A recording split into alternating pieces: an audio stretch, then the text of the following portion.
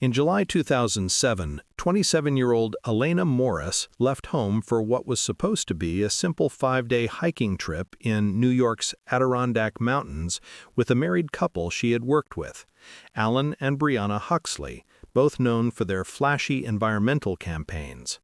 Elena was intelligent, polite, and deeply humanitarian. She had spent years helping communities preserve local forests and was known among her peers as the kind of person who did the right thing, even when it cost her. Her parents adored her. She was their only child, never once giving them a reason to worry. But that summer, something about the invitation unsettled her friends. She had privately told one of them that she didn't trust the Huxleys entirely. They were popular in the media, constantly chasing publicity and sponsors, while she preferred quiet, honest work. Recently, she had challenged one of their reports, claiming the numbers were falsified. It caused tension. But Elena didn't want conflict. She wanted understanding, and hoped the trip would ease things. The group set out from the Santanoni trailhead on July 18th. For the first few days, everything seemed normal. They hiked, documented plant life, and camped by the lakeside. Locals later remembered seeing them laughing and sharing stories at a ranger station. Yet on the fourth evening, something changed. The ranger recalled seeing only 2 people, Alan and Brianna, returning down the path, both acting oddly calm. They claimed Elena had wandered off after dinner to take photos and never came back. When rescue teams were called, the couple's details were vague. They couldn't agree on the exact spot where they last saw her. For weeks, over 100 volunteers searched the forest, helicopters, dogs, and drones, but nothing was found. No footprints, no backpack, not even her camera. Her disappearance devastated her parents. Every year they drove to the same trail, leaving flowers near the ranger post. Detectives tried reopening the case several times, but with no leads, it went cold.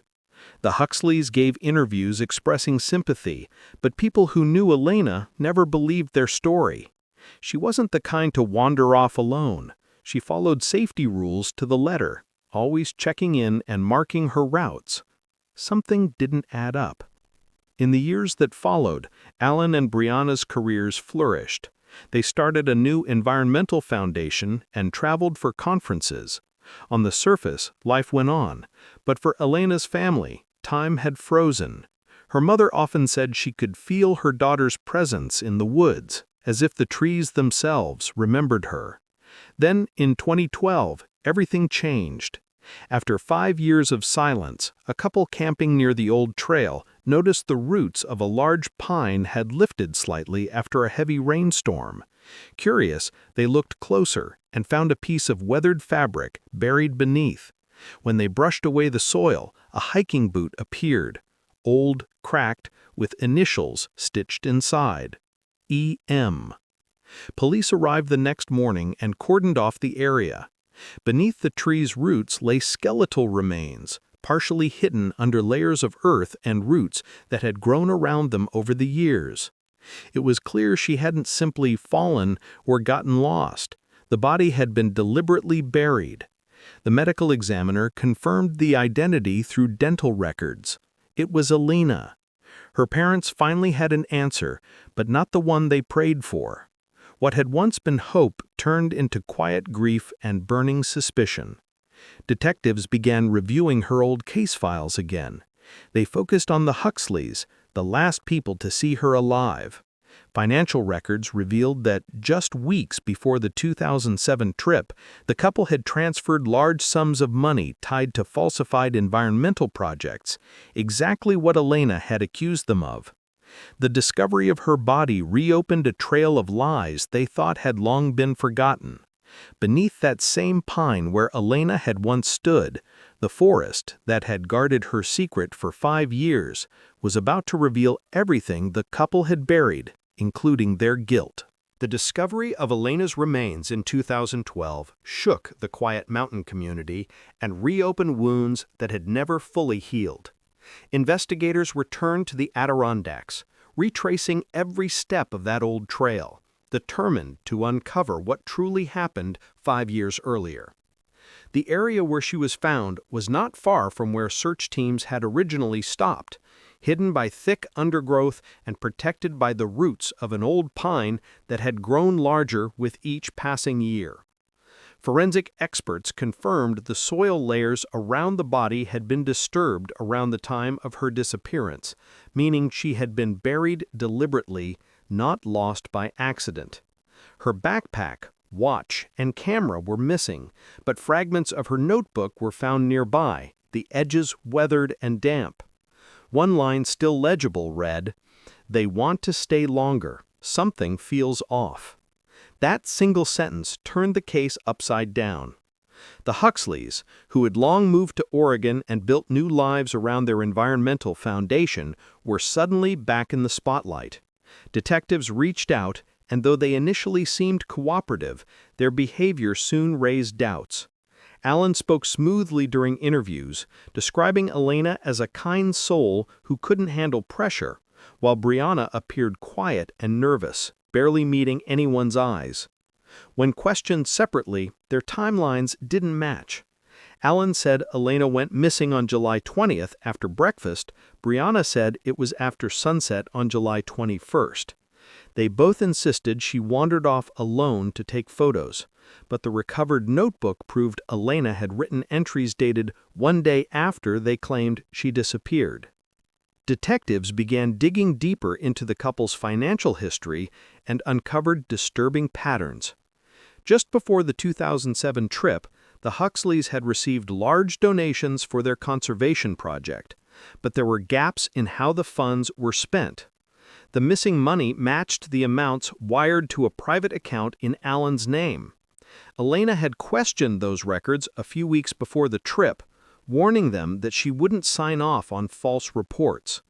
To anyone else, it might have been professional disagreement, but to Allen, it was a threat that could destroy everything he had built. The forensic report added even more weight to the theory of foul play.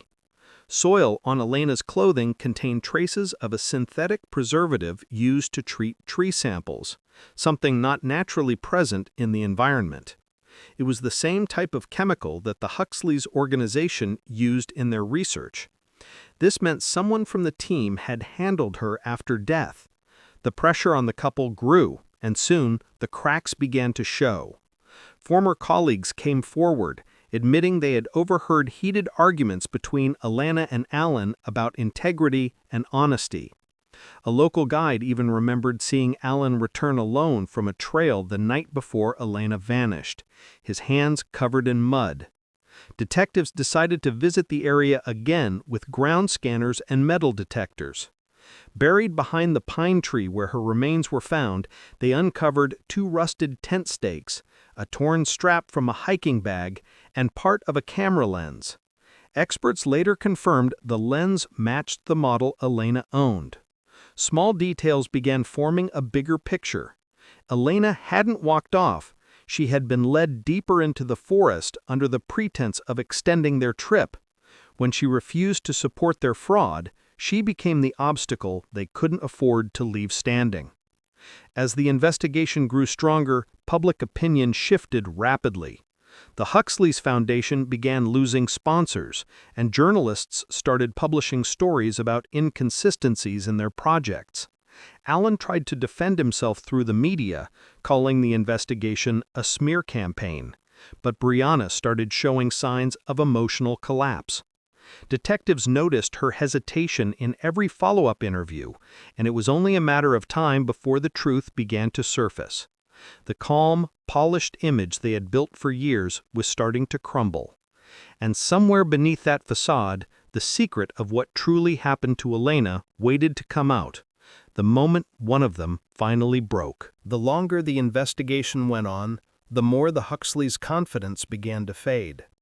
Allen kept insisting they were victims of coincidence, claiming Elena's death was a tragic accident, but nothing fit his story. Detectives quietly observed how Brianna avoided his gaze during interviews, often trembling when specific dates were mentioned. The pressure was building, and after weeks of questioning, investigators decided to separate them completely. They called Brianna in first. Sitting in the dimly lit interview room, she looked exhausted, her voice low and shaky. When confronted with Elena's notebook entry, she tried to hold her composure, saying she didn't remember Elena writing anything. But when the officers showed her photos of the burial site, the twisted pine, the shallow grave, the fragments of her green jacket, something in her broke. Tears filled her eyes as she whispered that things had gone terribly wrong on that trip. She said they were only supposed to convince Elena to stop opposing their campaign, but Alan lost control when she refused to cooperate. Her account was chilling. On the fifth night of the trip, after dinner, Alan had told Elena they needed to extend their stay by 2 days to collect more samples. Elena refused, saying she had already booked transport home and didn't want to be part of any manipulated report. The argument grew intense. Brianna said she tried to calm them both down, but Alan pushed Elena and she hit the ground hard. Panic followed. Alan insisted they had to make it look like she wandered off. Brianna claimed she didn't help him bury the body, but admitted she didn't stop him either. That silence became her prison for the next 5 years. After the incident, they burned Elena's bag and threw her belongings into a nearby river. Then they walked out of the forest pretending nothing had happened. When Brianna's statement was compared with the forensic evidence, every detail lined up. The soil marks, the position of the remains, the missing items.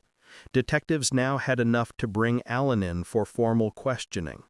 But when they confronted him with Brianna's confession, his composure vanished. He slammed his hands on the table, shouting that she was lying to save herself. Yet his own slip of words during the rant gave him away. He mentioned details of the burial site that had never been made public. The room went silent as the investigators exchanged glances. Alan realized too late that he had exposed himself. Within days, both were arrested. Brianna, now cooperating fully, led police to the creek where they had thrown Elena's burned belongings. Divers recovered bits of melted plastic, a rusted zipper, and a small pendant, Elena's, engraved with her initials. Forensic tests matched everything. The truth that had stayed hidden under pine roots and silence finally came to light. The public reaction was overwhelming. Those who once admired the Huxleys were disgusted. Their foundation collapsed overnight, and every company they had worked with severed ties. During the trial, Brianna testified in detail about that night. She admitted her fear of Alan, describing how his ambition and ego had taken over. He couldn't bear the idea of losing his reputation because of a young woman who simply refused to lie. She recounted the moment Elena's life ended, the horror of watching Alan bury her beneath the pine tree, and the years of guilt that followed. Alan sat motionless through most of it, showing no remorse. When the verdict was read, he was sentenced to life in prison without parole. Brianna received a lighter sentence for her cooperation, but would still spend years behind bars. For Elena's parents, justice came too late to heal the loss, but it brought a quiet sense of closure. They visited the forest one last time, placing a plaque near the old pine tree that had guarded her secret for half a decade. The plaque read, simply, "For Elena Morris, a light that greed could not extinguish." The wind moved softly through the trees that day, and for the first time in years, the forest felt at peace again. After the trial ended, the forest in the Adirondacks became more than just a stretch of wilderness. It became a symbol of truth that had taken 5 long years to surface. Reporters, hikers, and even locals began calling it Elena's Trail. People came to see the spot where her remains had been found, some leaving flowers, others leaving small notes about honesty and courage. But for Elena's parents, those visits were painful reminders of what had been taken from them. They didn't seek fame or sympathy, they only wanted peace. Her father, Harold, who had once refused to set foot near the place again, eventually returned quietly with his wife. They stood by the pine tree, the same one that had hidden their daughter's remains for half a decade, and said nothing. The silence between them carried every word that grief could not express. Meanwhile, Brianna Huxley sat in a women's correctional facility, serving her sentence. The confession that had finally freed her from years of guilt now weighed on her every night. She rarely spoke to anyone, keeping to herself, avoiding news and visitors.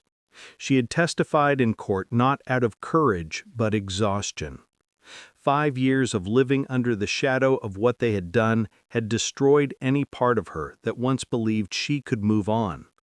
In prison, she spent most days writing letters that she never sent, addressed to Elena's parents, apologizing, explaining, pleading, though she knew no apology could undo the harm.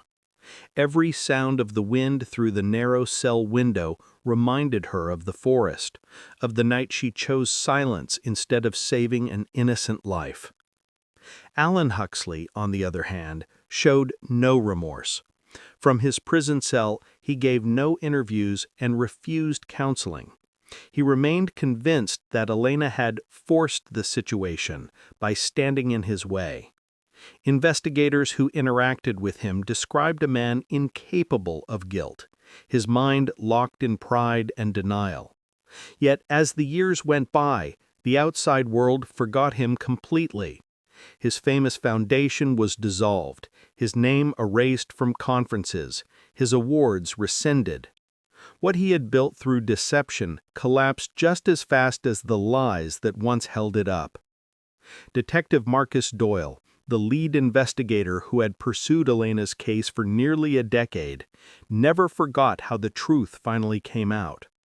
To him, the case wasn't only about murder, it was about the slow decay of trust and the lengths people go to protect their image. He often said that Elena's honesty had frightened them because it reminded them of what they weren't. Doyle kept her photo on his desk for years, not as a trophy, but as a reminder of persistence. "The forest never lies," he once told a young recruit. "It just waits for the right time to speak." Over time, documentaries and podcasts began covering the story, presenting it as an example of how greed and ego can twist good intentions. But behind every dramatic retelling was a simple truth. Elena had only ever wanted to protect the environment, not become part of its tragedy. Her name became associated with integrity. Schools and environmental groups started scholarships in her memory, and each spring volunteers planted trees in her honor. Her mother said it gave her comfort knowing her daughter's work continued, even if she wasn't there to see it. But one piece of the story still haunted everyone: the missing camera. Despite multiple searches, it was never recovered. Some believed Alan had destroyed it. Others thought the forest still held it somewhere, buried deeper in the soil. In 2016, a local ranger hiking near the same area found a cracked camera lens and partial metal casing washed into a stream after heavy rain. Forensic testing confirmed it was Elena's. Inside the damaged memory card, experts recovered only fragments of data, but one image stood out: a blurred photo of her standing under tall pines, smiling faintly at the lens. Behind her, 2 figures appeared, one of them Alan, his face half-turned, looking directly into the camera. The timestamp read July 21st, 2007. It was the last known image she ever took. The photograph was released quietly to her parents, who chose never to share it publicly. They said it was enough to know she had spent her final moments doing what she loved, documenting the beauty of nature, unaware that betrayal stood right beside her. In the end, justice had been served, but the story left behind a lasting question about how far ambition can go when truth becomes inconvenient.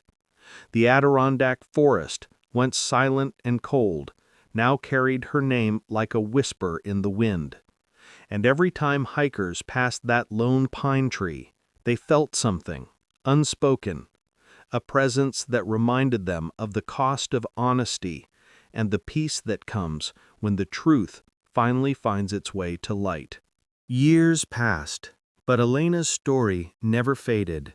Her parents aged quietly, living in the same Vermont home where her childhood photos still lined the walls. Every summer, they visited the Adirondacks, not as mourners anymore, but as guardians of her memory. They would bring a small lantern, place it near the pine where she had been found, and sit in silence as dusk settled over the trees. The air there always carried a certain stillness, as if the forest itself remembered her, not with sorrow, but with respect. Her mother often said that when the wind moved through the branches, it felt like Elena was speaking, reminding them that truth, no matter how deeply buried, always finds a way to rise again.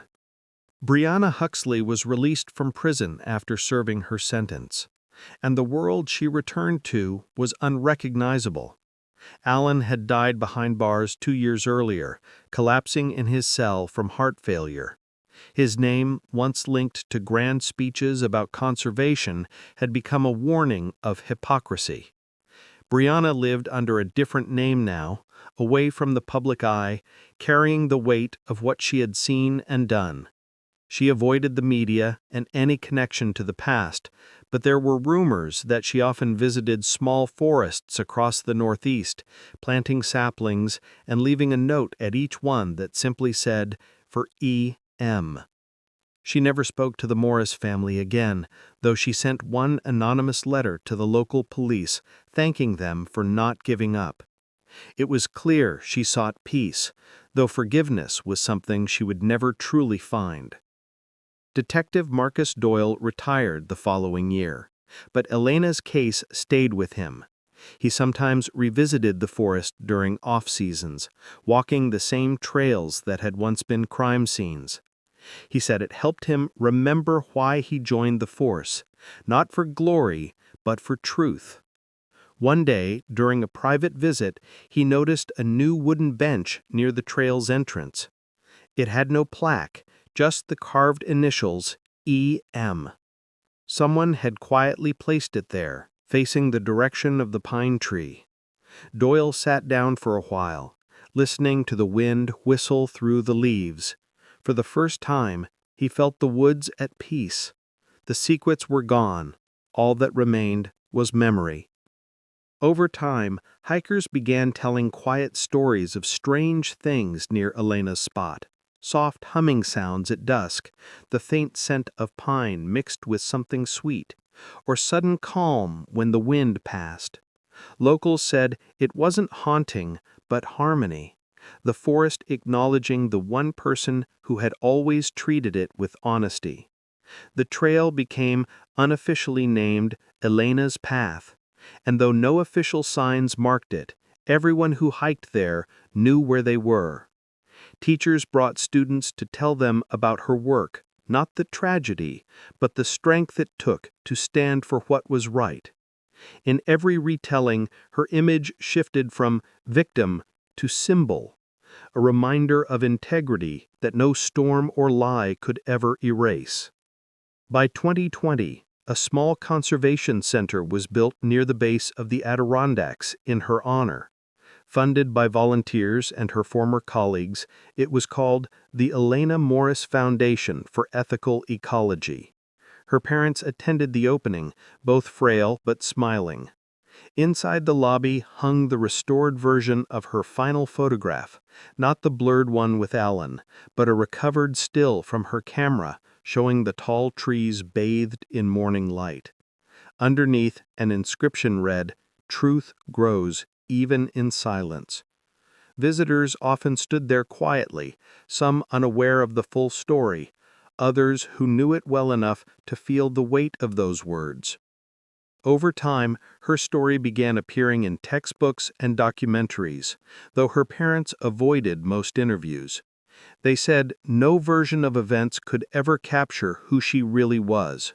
a girl who believed that honesty mattered even when it hurt. They simply wanted her remembered as she lived, not as she died. When her father passed away in 2024, her mother chose to have his ashes scattered at the same pine tree. She said he would want to rest beside their daughter, where the truth had finally found light. That winter, the forest grew quiet again, covered in snow, untouched except for a narrow path leading to that same clearing.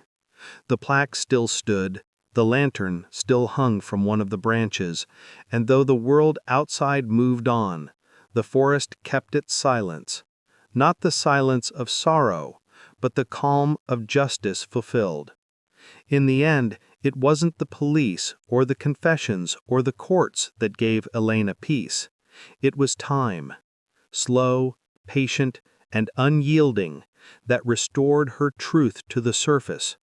The forest had kept its promise, holding her secret until the world was ready to face it, and when it finally did, it gave her back, not as a victim, but as a voice that still whispered through every leaf that moved in the wind.